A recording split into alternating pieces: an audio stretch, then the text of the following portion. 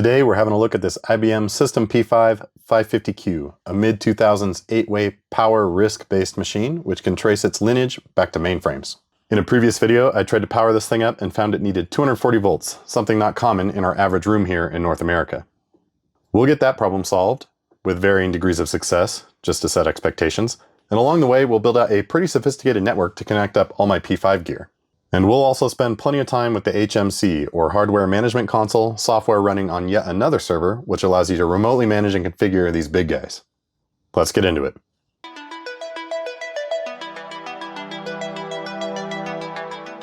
This is my IBM System P5 550Q. It's got two quad-core processors. They are Power 5 based processors from IBM. This is what IBM calls an 8-way system. So it's pretty decked out. It's got tons of RAM, 64 gigs, something like that. And it's an absolute monster. It weighs well over 100 pounds. It is an absolute pleasure to get up on the bench. When I bought these benches, I felt pretty silly. I thought it was kind of overkill. And now that I've got stuff like this and a bunch of other stuff I'm going to show you that weighs way more than this, I don't feel dumb anymore. In a previous video, we were able to successfully interact with this thing's remote management capabilities, the ASMI, Advanced System Management Interface. That runs on something called an FSP, Flexible Service Processor. That's the computer inside the computer for these System P5 machines and lets you remotely access them. You can take it to the next level, which is what we did. You hook it up to something called an HMC, a Hardware Management Console. A Hardware Management Console is another machine, a commodity machine, usually like an x86. These are not x86 machines. They'll let you remotely manage many of these P5 machines. I happen to have a hardware HMC over in the rack. The basic idea is you get these big guys on the same network that you're running your HMC on with these special dedicated NICs they've got down here, and then they can be remotely managed by the HMC. We got pretty far, but I couldn't get this thing to power up. I did a bunch of research, aka 20 seconds of Googling that I should have done before buying this on eBay, and I realized this thing needs 240 volts. Here in the United States, we have 110 or 120 going to our outlets, and that's not enough to power these up. So I was getting an error code that was basically telling me not enough voltage. Our electrical panels here are happy to deliver 240 volts if you hook them up right. I've got what I need here. Basically, this is a double pole breaker, and I can get the 240 volts this baby needs, but there's about 1.5 feet of snow outside, and the sub panel that I'm going to put this breaker in, which is next to my network rack, is hooked up to my water heater and a bunch of other important stuff. So we're going to wait for that to melt a little bit. I figure throwing a 240 volt breaker on a live panel as my first breaker experience is probably not the right idea. I want to turn off that whole sub panel first. In the meantime, we're going to get ready for this bad boy. I've got another P5 and we need to set up some networks. I'm the proud owner of this System P5 520, which powers up just fine. It's only got 2 cores, a minuscule amount of RAM, but I'd like to get these on the same network. I'd like to get a dedicated IBM infrastructure network going down here, you know, because why not? And this isn't going to happen in this video, but I've also got a fiber channel disk array. It's era appropriate. These guys will get along with it, and we can get a ton of storage in here. It's got room for 16 2 gigabit fiber channel drives. I only have 8 fiber channel, if you didn't know. Takes a special connector, a nice IBM orange connector here. I've decided to take the hit on at least 8 of those drives. Definitely bigger plans here, so we're gonna get ready for that while I wait for the snow to melt. And I promise you, before you see this video, I will have 240 volt service ready for this guy. I will try to power it up. I suspect it will work, but if it doesn't, we'll film it. Got everything stacked up here, including the HMC, to help us visualize the network we're gonna build. On the back of these P5s, you've got some network ports for HMC access. The P520 is right here, the 550Q down here. And what needs to happen is we've got a network with these guys, and they need to be on the same network as at least one of the NICs here with the HMC so that it can control both of these machines. Likewise, you'll see we've got regular NICs here for the machine to use. And if you buy one of these machines, you'll typically find that it's coming pretty loaded with more network interface cards. Got another one right here that we're probably going to throw in this one. And that's because when you divide these up into LPARs, sort of like a lower level VM, you have to dedicate hardware resources to each VM. And so what we can do is get this guy in here, and we'll have 1, 2, 3, 4, 5, 6 network interfaces. We can spread amongst the LPARs, and obviously we'll want them on a separate network from the HMC. Now, the way I've been experimenting with all this up until this point is I'm just directly connecting this stuff up to my local 192.168.1 network running in the rack. I'd like to dedicate some era-appropriate networking gear to this IBM stuff, just because I think it's more fun to put the stuff I'm collecting to work, and I'll have like a whole stack I can power up, and everything's just working separate from my home network. And let's just say I've got plenty of networking gear to go around. Let me show you something. I may have gotten a little carried away the other day. So I was scrolling eBay, you know, as one does. Nothing else involved at all. And I fired off 3 offers for a 7206 VXR. I had this 7204 VXR. The 4 stands for 4 slots. You can see, can't put anything in here. I had a 7206. This is a non-VXR. I bought that back in January. I wanted a 6-port VXR. Woke up the next morning, all 3 offers had been accepted, which is not typically what happens. Usually you kind of go back and forth, or they don't like your offer, and they were pretty low offers in my opinion. So yeah, we're flush with Cisco 7200 series equipment, mostly VXR. I want to set up this 4-port 7204 VXR unit, generously donated by a viewer and patron named Brooke. Thank you once again. As a dedicated piece of routing equipment for my IBM P5 gear with the HMC network, and another network for the actual NICs on the machines. Maybe we'll get a hop going from this router to my Ubiquity gear in the rack to actually get them online if I need to do that. But I'd like to use this 4-port guy for that. I don't want to dedicate one of these 6-port units just for that small IBM network, you know, that would be overkill. Also, what's better, the Cisco 7200 stack or the Linksys stack? Like, who would win? 1 horse-sized router or 100 router-sized horses? You know what I mean? This 7204 has some issues. Let me clear some of this stuff away and we'll have a look. So these things are, of course, routers. They are the Cisco 7200 series VXR line of routers. The bottom one is a 7204 because it has 4 of what are called port adapters.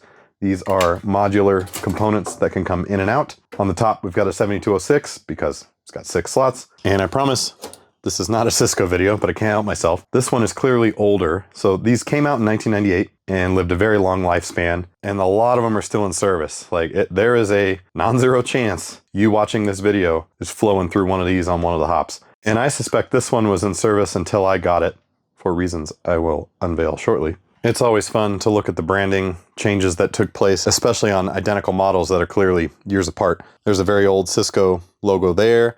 Here's a much newer one, not the newest one, but a newer one. And this one has this sort of greenish hue to the whole thing. The case, the top case included. And hopefully you're able to pick it up on camera that isn't just white. It's got this kind of green hue to it. Really interesting. These can be pretty overwhelming when you're looking at them, but they just have a few components you have to worry about. In the end of the day, they're just a router, like this one that you might be familiar with, or one that your ISP would provide you. These guys are just modular. So I mentioned the port adapters. This is a token ring card. Got, I think, maybe a T3 card here. On the bottom of each of these, we have what are called I/O controllers. These are for managing the router. So we've got the serial console here. You would plug your console cable in, manage that over the computer. We'll do that shortly. And this one on the bottom has a problem. It won't store its configuration. I can't get it to persist a configuration. It complains about NVRAM issues. Let's pull one of these out. They're very hard to pull out. Down in there, we've got a CR2430 that Cisco was kind enough to solder to the board for us, and it is completely dead. So I suspect that's our issue. I've got a couple more of those on the way, and the holders. Don't have them on hand, but we got lucky with this other one I just got off eBay. If we pull the I/O controller out of this one, we can see a CR2450N, and it's replaceable. It's got this nice clip on the board. And here's why I think this was in service until I got it. This guy is completely charged, 3 volts DC. exactly what we want, which is great because I only had 2450s. These 2450Ns have like a slightly different form factor that you got to deal with. Long story short, we're going to throw this board into the 7204 down here, see what we get. I do think it's cool that Cisco presumably made updates. Here is the board with the dead battery, and here's the one with the replaceable one. They're slightly different. We've got some protector plastic over these connectors here. Of course, the replaceable battery thing, and it says C manual on the board right there. So just to drive the point home about the battery, I mean, we'll see if I'm right soon. I have another one of these, and it's got the same problem, a soldered in battery, and it exhibits the exact same behavior. It happens to have a Rayovac BR2335. This one had a CR2430 from Sony, both very good batteries. I was pretty shocked to see a soldered in battery like that on Cisco gear this old. I'm only familiar with Cisco gear that's 20 plus years old. As far as I can tell, back then, they were making it to last. And so I was pretty surprised to not see one of these replaceable ones on gear that is so important. But then you have to kind of take a step back and put it in context. Like if you look at the BR2335 Rayovac datasheet, these things were expected to last upwards of 20 years, basically, depending on current draw. And so they probably weren't expecting, you know, me down here in 2024 to expect these things to work after so many years. But yeah, it's always nice to see a replaceable battery. On the back of these things, we've got something called a network processing engine. This is the computer, as it were, to the router. These work in concert with the I/O controllers on the front we were looking at. I happen to have an MPE 300 in this 7204 VXR. It requires an I/O controller on the front. If we continue to have issues, even with this I/O controller that has a good battery on it, we can replace the MPE 300 with an MPE that doesn't require an I/O controller. This is an MPE G1. This brought gigabit networking to the 7200 series of routers. And when you have this guy in there, you don't need that I/O controller on the front. It also has a replaceable battery, which also appears to be charged. I haven't powered this thing up. I'm hoping we don't need it. I'd like to just leave this slower processing unit down here with a good I/O controller on the front, but worst case scenario, we'll throw one of these in there. And as you can imagine, I'm developing quite the collection of port adapters and processing engines and everything else that these 5 7200 series of routers require. None of the few leg bolts on the other side of the room won't solve. I'm kind of liking how this turned out, so I think I might get like some of those ladder hangers, something much longer to store more of these on. Let's get the I/O controller with the good battery in here. Get it hooked up over serial console to the Windows machine. I'll leave the T1 card. Let me find a blank for this T3. We won't need that just yet. There we go. So here's the setup. These are 2 fast Ethernet ports. We'll be using those for each network. One for the HMC, one for the other NICs on the machines. We'll need to get some switches in the situation once we get there. This is a T1 card. We're going to leave this one. Future plans to get those other routers connected to my IBM network here over T1. That'll be fun. And the rest are blanks. These things take PC MCIA cards. You can store configuration or iOS, the operating system that runs on these, images on there. We're going to leave them out for now. I have some we can use if we need to with versions of iOS, and we'll just see what's in the boot flash of these things. It should have a version of iOS on there, just in one of those chips. Router is powering up. I promise we'll be done with this Cisco networking stuff soon, and we'll get back to the IBMs. I think we're laying down a really good foundation, getting a solid network set up so that it's easy to hook these P5 machines up in that HMC. So this is good. Hardware calendar error, that's probably fine. It's not complaining about bad NVRAM. That's what we don't want to see. I keep forgetting I need to put little foam feet under one corner of it. Otherwise the chassis or the fan is rattling or something. If anyone knows how to get into these things, it doesn't look serviceable, but I'd really like to get in there and figure that out. This is looking good. Router boot. I've never seen that before. Don't know what that prompt is. Let me take a look. So you don't want this boot thing. Usually this happens when your configuration register, something called the config register, is wrong, which sort of tells the router what to do when it starts back up. Mine looks correct, so I'm just gonna reload and see what it does. Okay, so what's happening is it's starting from an iOS version, the software that runs on these Cisco 7200 routers, from something called the boot ROM, rather than another area that should be storing the iOS version called boot flash. So that either got wiped or it's corrupt somehow. So what we can do is throw one of those cards in, I think. This one has a version of iOS that is compatible with these routers. Threw in one of those flashcards that has a version of iOS. Told it to boot from that. See what we get. I think we're good. So let's configure this thing. I've got 2 fast Ethernet ports on the front there. They are not configured. Let's set the first one up as our HMC network. The default network for the first HMC interface is a 192.168.2 network. So that's what we're going to go with here. So we've got that on our first one. And then I have arbitrarily decided to put the rest of the network on 192.168.4. Maybe I'll change that later. All right, just did a full power cycle on this thing. It remembers its config. Not in love with the hardware calendar real-time clock error that it gives. Even when I set a time and date, it can't keep it and complains about this. So this thing always thinks it's 1993. That's fine. Computers don't care about time. Okay, this thing's looking good. I'm going to get this moved into the other room along with the HMC, and we'll stop doing this Cisco stuff, and we'll go back to our regularly scheduled IBM programming. The star of the show, 550Q, is down there. He has power. Remember, I don't have 240 volts coming off this sub panel yet, but he'll happily power his remote management stuff up, as you can see.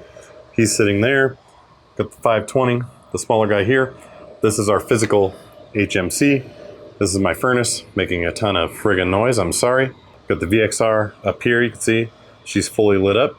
I added another fast Ethernet port. I think we'll do a management port over that. Depends on how much extra networking we want to get into. Up here, we got this little guy temporarily serving as our switch. All of this stuff, this one, are connected to my main network because they're on a 192.168.1 at the moment. So they're all flowing through there. And what we're going to do is reconfigure them to a 192.168.2, and we'll get them flowing through this guy. First things first, we'll also fully power on the HMC here. It's in standby mode. Okay, IBM time. I'm logged into that HMC, that 1U server you saw. It is running HMC 790. That thing is an eServer X Series 336, of course. And if we go look at the servers it thinks it knows about 2 of them, which is good. It knows they're both powered down. So we've got this random server, 9131, whatever. That's the small one. And in here, you can see it's divided up into 2 pieces. This thing is an auto-generated name, I think. I installed AIX, IBM's Unix variant, proprietary Unix variant on that. And I tried to make something called LPAR 2. It doesn't have enough resources, so that never worked. And then if we go look at the big guy, it's got tons of LPARs. We'll talk about what all these are about in a little bit. But the gist of it is, this thing knows how to go and look for, and you can assign P5 machines to it. And I can actually power up the small one from here in this XPVM if I wanted to.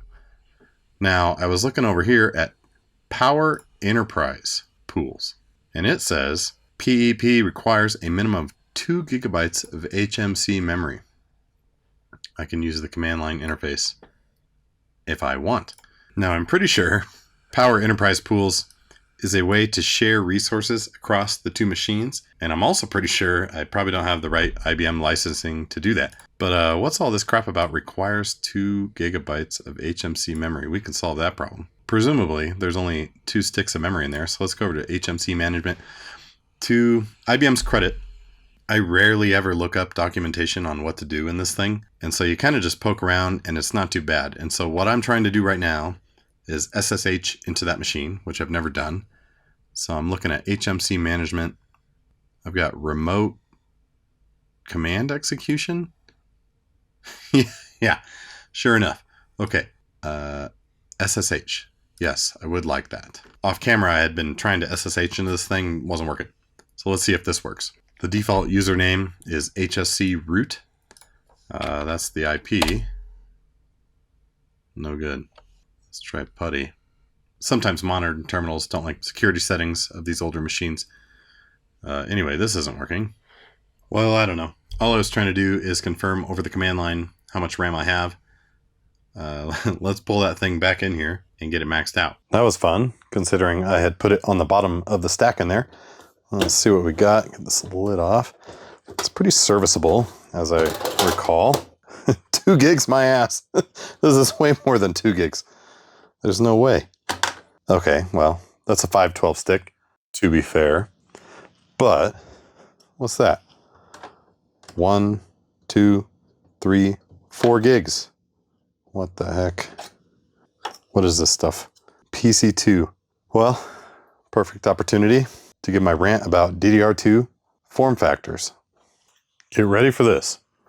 So when we're talking about RAM in the server world, there's kind of 2 types. This happens to be DDR1, but there's error code correcting RAM and I guess what I'll call consumer RAM. So you can see these are both DDR1. This one has 8 chips.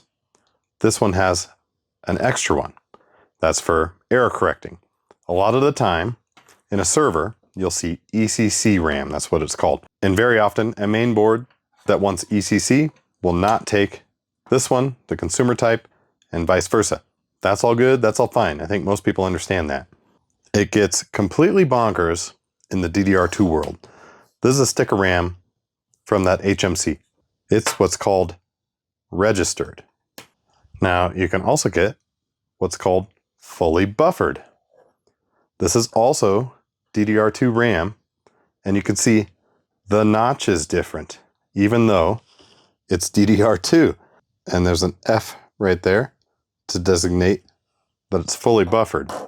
And this one is just registered. So even though this is DDR2 RAM, I can't put it in this server. To complicate matters even further, here's another stick of DDR2 RAM. It's off the charts, physically. I hate it. This is what's in that P520, the smaller P5 that I was just showing you. It's obviously a completely different form factor. This one happens to be DDR2, of course, ECC.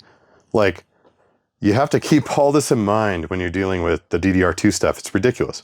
Luckily, I've got plenty of this stuff, thanks to some very generous viewers. A viewer named Ben sent me nearly 6 US pounds of DDR2 RAM. But unfortunately, it's not going to work in this application because his is mostly fully registered, fully buffered, and that's not what we need in this IBM. Also, by the way, I'm only referring to RAM, DDR2 RAM anyway, in terms of weight from now on. For example, this HMC server doesn't take 8 sticks of RAM. It takes 4 1/4 ounces of RAM. 123 grams for the rest of you. So yeah, Ben, we'll put that to use eventually. Thank you very much. Another viewer, around the exact same time, named Jack, sent in a bunch of other DDR2 RAM. I thought it was all going to be the same, but for the reasons I outlined with the notch differences and all that crap, it's not. And by coincidence, this IBM branded stuff, which is really cool with the original packaging, love it, this stuff will work. So as promised, we're going to max her out, so to speak, with a bunch of 2 gig sticks. Jack, thank you very much. This is, of course, unnecessary and total overkill. We now have the most maxed out RAM-wise HMC 2004 had ever heard of. 16 gigs of DDR2 RAM in here. That wouldn't have been cheap back then. And I don't think it's going to solve our problem because obviously we had more than 2 gigs the UI was complaining about, but here she is. I've got all this RAM. I like to put it to work. I'm glad to have it in here. We'll see what happens. And there is something satisfying about having a place to put all these spare 512 megabyte sticks. That was fun to stack back up. I hate to admit it, but it might be time for a bigger rack. Well, that didn't work at all. The original stuff is PC2 3200. The new stuff I threw in was PC2 5300, so a little faster. I was looking at the docs. I don't think that machine likes anything faster than PC2 3200. It wouldn't even post, just some rapid beeps indicating some DIMM slot failure. So I opened it up again, swapped in the old stuff, everything's fine. I did manage to scrounge up 8 gigs of the right speed DDR2 memory, so I'm going to throw that in there. If that doesn't work, I've kind of like lost track of why I'm even doing this, but we'll throw all these in here, see if we can get 8 gigs running happily in it. It didn't work.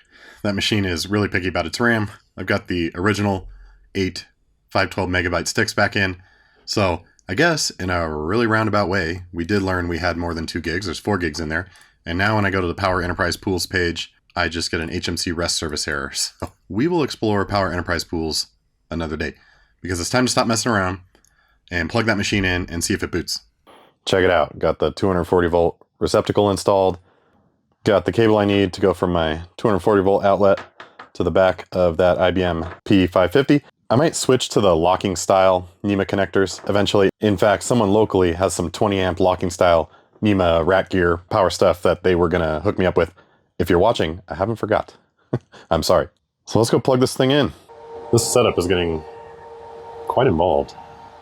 Got the 550 here because my power cord's not long enough. Let's plug it in.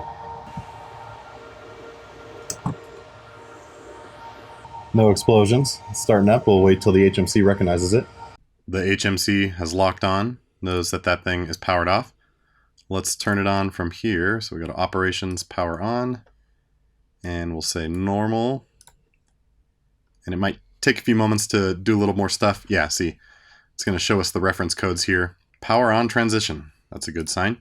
So I'm going to let it do its thing, and I'll be back with the result. So it's still doing its thing. It knows it's initializing, and it's running through these reference codes. So these are the codes that are displaying on that front green screen. And as a refresher, in the previous video, when I powered this thing up with just 110 going into it, it eventually stalled at this 1100 1511 code, which means power supply failure. And basically it spits this out when there's not enough power going in. This is what we don't want to see, but I think we're going to be okay. It's cranking along. I'll be back. We'll call it progress. It's not powered up yet. It halted with code B1818A0E. And if we take a look at what that is, it says the current util file operation failed. Whatever that means. If this is a tracking event, no service actions are required. So what we're going to do, I think, is go look at serviceable events, and the computer will, I think, try to tell us if it thinks it needs help. That's this one here.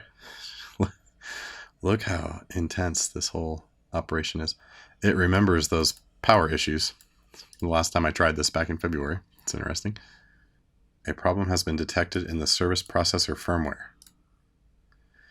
It's possible I have like an issue between the HMC version I'm running and whatever's going on that thing. I need to perform license internal code. Oh boy, look at this. It doesn't like... I wonder if I delay the repair. So there's our error. And you know what? It is running. It's up. It's powered up. It's just absolutely silent compared to that screaming 1U HMC in here, and I couldn't tell. Let's forge ahead. I've power cycled it a few times just to see if that would do anything. I'm coming up with theories about what's going wrong. We're still in an error state. A lot more errors. I'll show you that in a second. Even though it's powered on, I'm kind of concerned that it doesn't know anything about anything. None of its LPARs. And so I was kind of making sure, just kind of gut checking myself. So I powered up the small one. This is the 520 on top of the rack. And of course you go in here, it knows that it's got 2 CPUs and 4 gigs of RAM. And this LPAR is running and has AIX on it. And so it's not that. I was thinking maybe the HMC version didn't work with the firmware on the server. So if you go over to this update section in the HMC, you can see the HMC you're running. I'm running 790, which is like from 2014. I think it's quite a bit newer than the firmware running on the servers. And so they both happen to have the same what's called EC number. So all the P5s have this 01SF in front. And this basically means I'm running release 240 of the firmware. And it's the same on both the smaller one that's on and happy with this HMC and this one, which won't come up. So I don't think we have a firmware mismatch issue. If we go back and take a look at the big one, and we go over to Manage Serviceable Events, you can see in my latest boot up, which is all this, all sorts of problems. And so this top one, we can select it and say View Details. It's complaining about CEC hardware reported an error, call home required, meaning Big Blue's got to bail you out. And they're all over the board. Another one it's complaining about is, again, CEC hardware reported an error, and it's saying the field replaceable unit that's involved with this error event is the system processor assembly. And then I had like a core memory of when I was last messing with this. It kind of looked like one of the processor assemblies wasn't seating properly. A hardware issue like that would explain sort of different errors on each boot, and it's complaining about that item. So I'm going to go crack the lid and take a closer look at that thing and see if I've got some bent pins I didn't notice before. One more thing, I have to appreciate that all of this you're seeing me look at is the HMC, all this documentation, the reference codes, how to repair it, what to do, shipped with the version of the HMC I have, which is really cool. And remember, we can log in right to the ASM. This is being hosted by what's called the FSP. So if you didn't have an HMC, this is how you'd be remotely managing the machine. And I can log into it via the HMC. What happened here? How many times do you think it'll let me do that? Okay, 1 second. You know, we complain about the internet now, but it was pretty wild back then. Browsers weren't what they are now. So in here, of course, I can also look at the errors, and it kind of presents it in a different way that's easier to sort of see what's going on. And in my latest boot up, we had unrecoverable power supply loss. Doesn't seem good. We have a predictive error on something called the external cache. We have a predictive error on one of the memory card subsystems. And then we've got the unrecoverable error on the hardware subsystem. So yeah, this all screams something funny going on at the hardware level rather than maybe a firmware or software mismatch here. So I'm going to go take a look. Here's the processor assembly that doesn't quite seat right. It's really close. It's just not quite as good as the other one that sits completely flush. And the problem, of course, is the pins are inside the machine. So it's really hard to visually inspect if something's wrong. You have to shine a flashlight and get all down in there. They all look fine, and I did a pretty good inspection last time I tried to power this up. I've looked in here for obstructions. I really can't figure out what's blocking it from seating. I don't think these like to run with one of these missing without a sort of like blanking adapter you have to put in the other slot, but I kind of have nothing to lose. I think we'll try to power it up without this one that doesn't seat fully. And it's definitely pretty well seated because, I mean, the heatsink is warm. This whole thing is heated up. It's definitely getting power and doing something.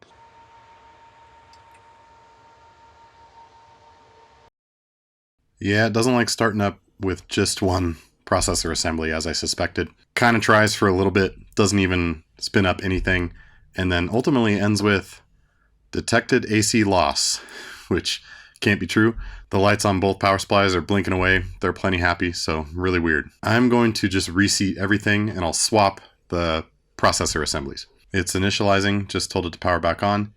I reseated everything. I swapped the processor cards, and I pulled out the HSL card, the high-speed link card, just for good measure. I'm not holding my breath on this one, but we will see. Well, we're back at our friend B150 F22A. I guess that's encouraging. I might need your help on this one. Let's look at all these codes. So here's the boot I just performed. The first one we get is detected AC loss. I think it's just complaining about one of the power supplies not being plugged in. I'm not worried about that one. Let's look at the next one. Memory subsystem reported an error. Interesting. And we have hopefully a location code, so it'll tell me which processor. Same deal on the next one. And then back to our regular CEC hardware, something wrong with one of the processor assemblies. I think P1 probably means processor 1. That was my bad one that I can't get to push in correctly. The C9 portion of the location identifier was actually the important part on the case. There's a really nice diagram about all the location IDs and all of the errors, memory and general CPU assembly errors. We're complaining about C9, which was slot 1. This one was in there. I've labeled it for myself. And because we initially had memory errors, what I'm going to do is spread the memory from this one across both of them. We'll take all this out so we're not, one by one trying to figure out what's wrong, and just see if I take half the memory and put it in here, do we get any better behavior? And if that doesn't work, I'll be in a market for another one of these or the blanking adapter. I shouldn't have talked all that crap about DDR2 RAM earlier. Cursed myself. That's the setup. I studied the documents, and I'm fairly certain that it's legitimate to have 4 up top on each one. I think half are shared by half the processors, if that makes sense, if I'm reading it right. So let's try it. About 5 7/8 ounces of RAM in those processor assemblies, by the way. No luck. Still getting memory subsystem error reports from that same C9, so the same card that is suspect. And in our latest boot up here, we have the same error sequences. It's not 5 in the morning, by the way. This is nighttime stuff. I'm going to put those error codes in the description of this video, the reference codes that happened during the boot. Let me know if I'm missing something. I think I need another processor assembly or the blanking plate. So we'll fire up eBay and get that going. But in the meantime, we still have a little bit more to look at. This machine is pretty hefty. It's got tons of horsepower, and it was broken down into a bunch of different LPARs, 7 of them to be exact. And I was curious what this JDE thing is. So JDE-DB, JDE-DL. And a bunch of viewers pointed out in the previous video, it very likely, almost certainly, stands for JD Edwards. JD Edwards was a huge enterprise resource planning software provider, ERP for short. And ERP is basically all the ridiculous enterprisey stuff like HR and inventory management that large companies need to run their business. And they were founded here in Denver, in fact, in 1977. And as I understand it, it was really popular to run JD Edwards software on these IBM machines. In the early 2000s, they were acquired by PeopleSoft, which is yet another huge enterprise HR type software company. My dad worked for Boeing for 30 plus years and has horror stories about PeopleSoft. Sorry if you work on it.